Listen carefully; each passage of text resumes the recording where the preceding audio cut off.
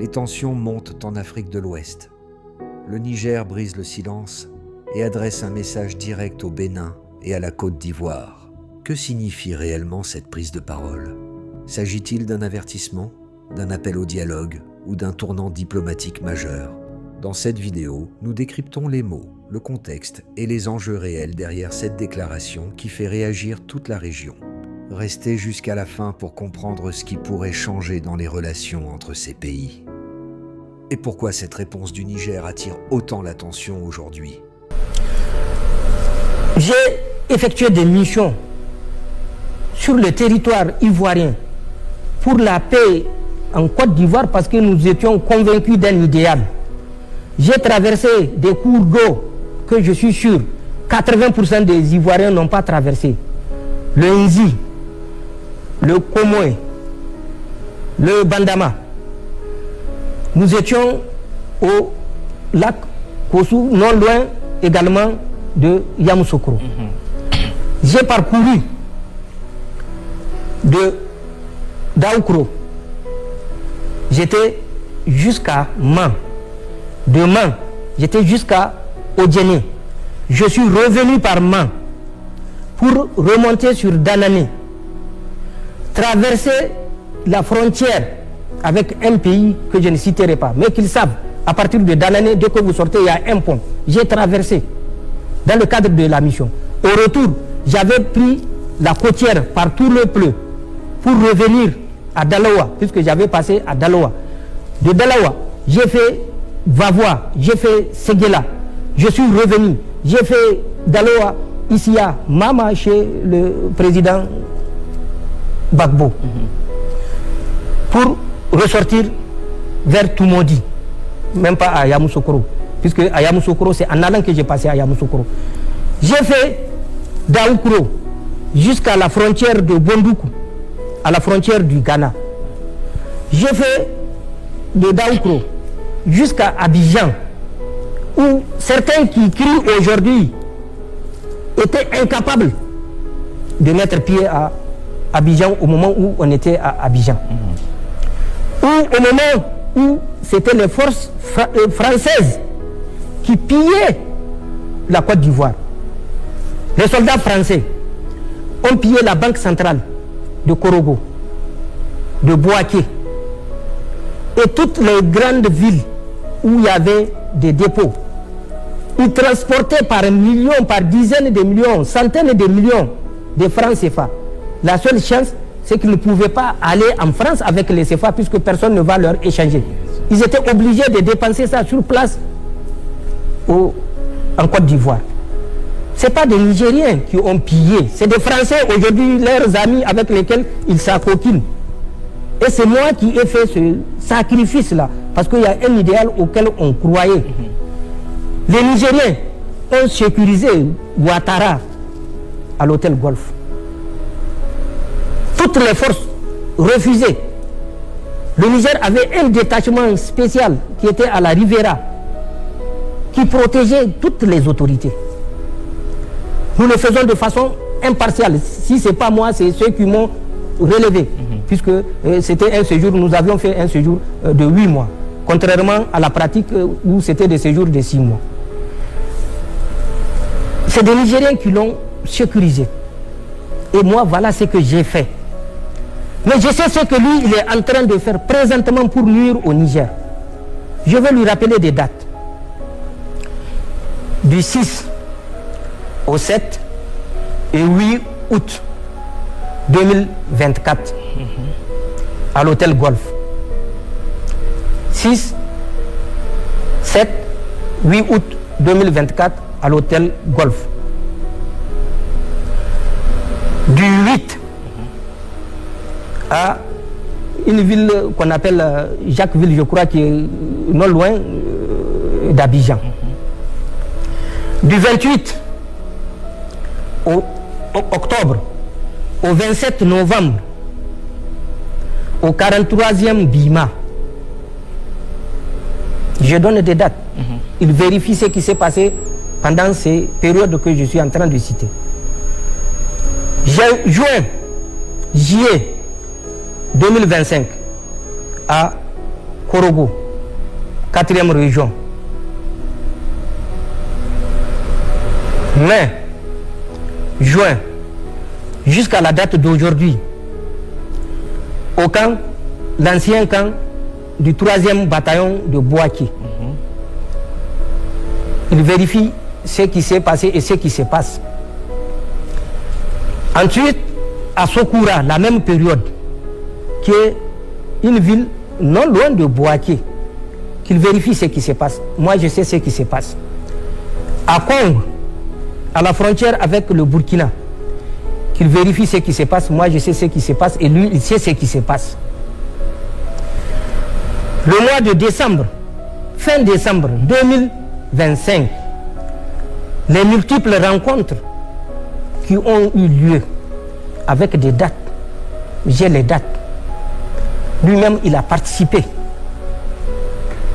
Qu'il réponde en âme et conscience à toutes ces dates-là et quel était l'objectif de toutes les rencontres. Le 16, le 17, le 18, le 19 juillet, à l'hôtel des Armées, dans le plateau, à Abidjan, avec une rencontre spéciale entre 3 pays, dont la France, la Côte d'Ivoire et le Bénin, le 18 juillet, en dehors des autres qui ont eu lieu 16, 17 ou bien 19. Celle du 18 juillet qui a réuni des responsables, moi je sais qui c'est, lui il sait qui c'est. Qu'ils sortent pour dire aux Ivoiriens ce qui s'est passé. Nous avons mieux que ça et nous avons plus que ça.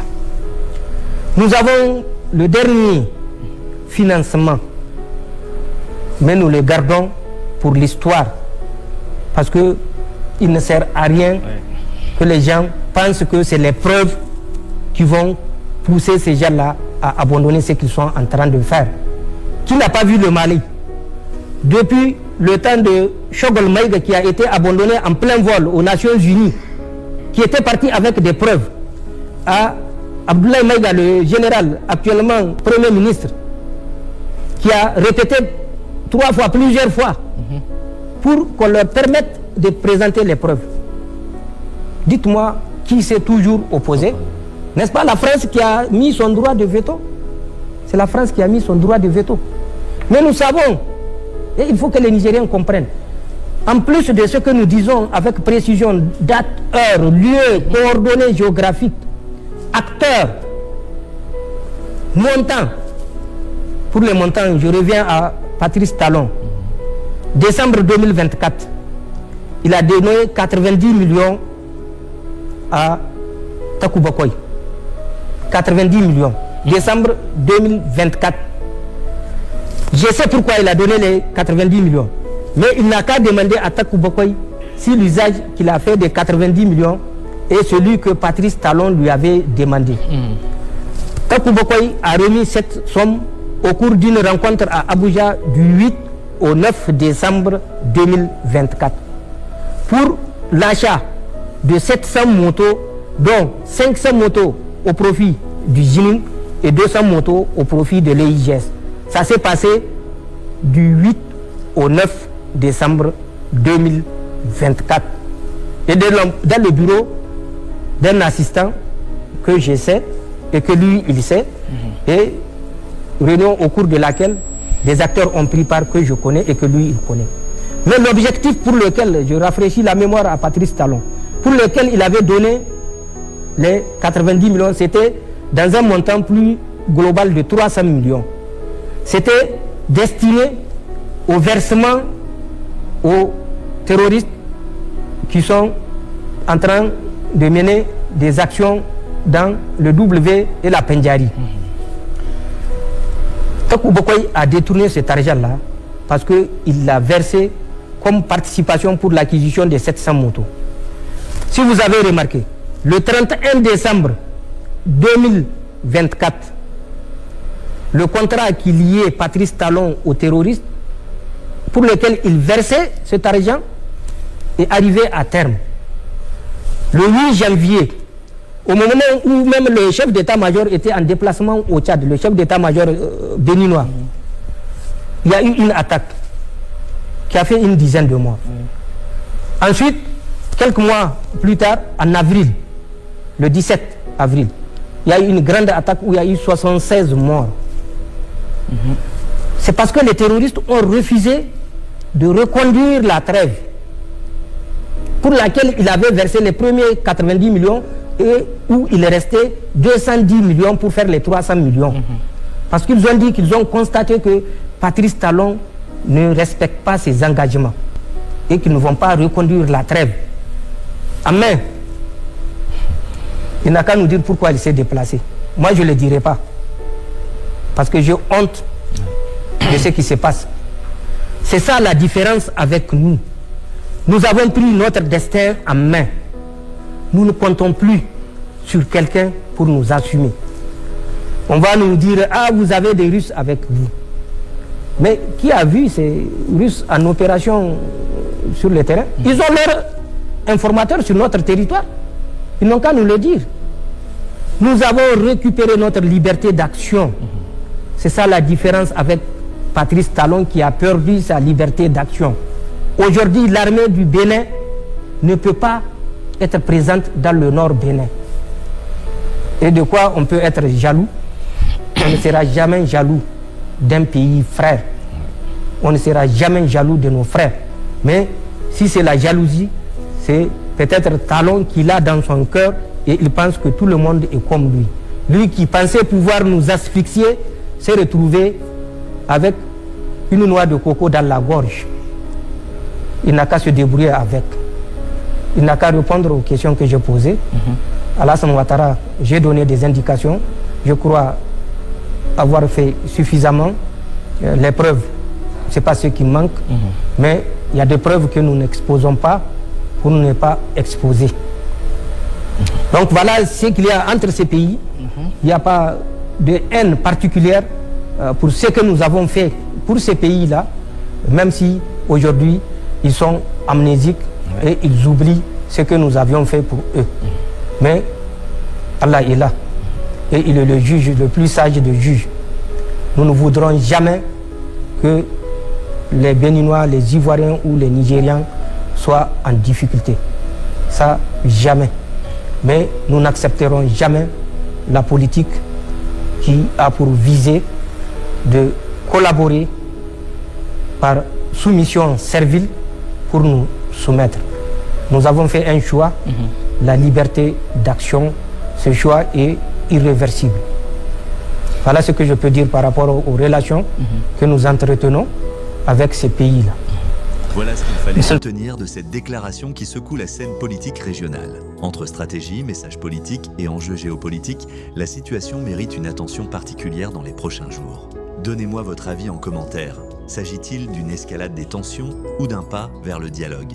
Si cette analyse vous a aidé à mieux comprendre la situation, pensez à liker la vidéo et à vous abonner pour ne rien manquer des prochaines actualités africaines. Merci d'avoir suivi cette vidéo et restez connectés pour la suite des événements.